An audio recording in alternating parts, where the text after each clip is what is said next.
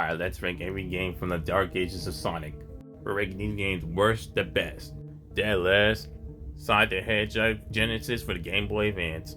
It was just a cheap port of the original game and copy and pasted to here, and they did a terrible job at it. Next, Sonic Chronicles and the Dark Brotherhood. I saw the premise of what they was trying to do, but I'm not gonna lie, that RPG element of the game sucks. The only reason why it's not dead last is because of the references the game was making. That's about it, really. Next on the list, Sonic and the Secret Rings. It had a good story, shitty gameplay though. And I thought Horizon Jim was a fine villain, a decent villain, except his Rivals 1 and Rivals 2. Just generic rival games, I guess. There's nothing really special about these games. Although I see they was trying to make an apology for Sonic 06 doing this game, so Now next up, Shadow the Hedgehog. The only reason why it's not in the bottom is because, well, all the references and memes to this game. That's the only thing that's saving it. I saw what they was trying to do with that story, but it was just not. And the gameplay was just all around slippery. More slipperier than Sonic Heroes. Next up, Sonic 06. The reason why I'm putting it above Shadows because the soundtrack and the glitches were funny. It had the potential of being a good game, but it was rushed.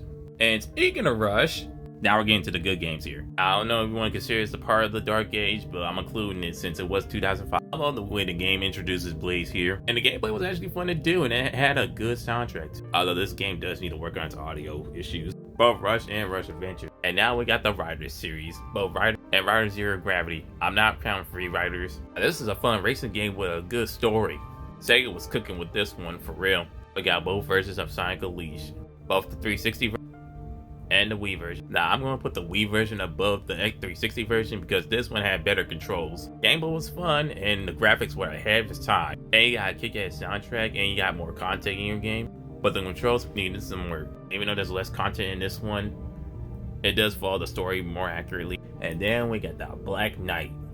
Probably one of Jason Griffith's best performance alongside with Unleashed 2. Plus this game did what Secret Rings couldn't do. Have a better gameplay and good chemistry. Also, I like the final boss in this game too.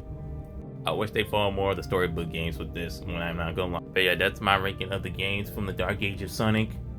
If you got any better rankings, let me know, because I know a lot of people are gonna disagree with this ranking.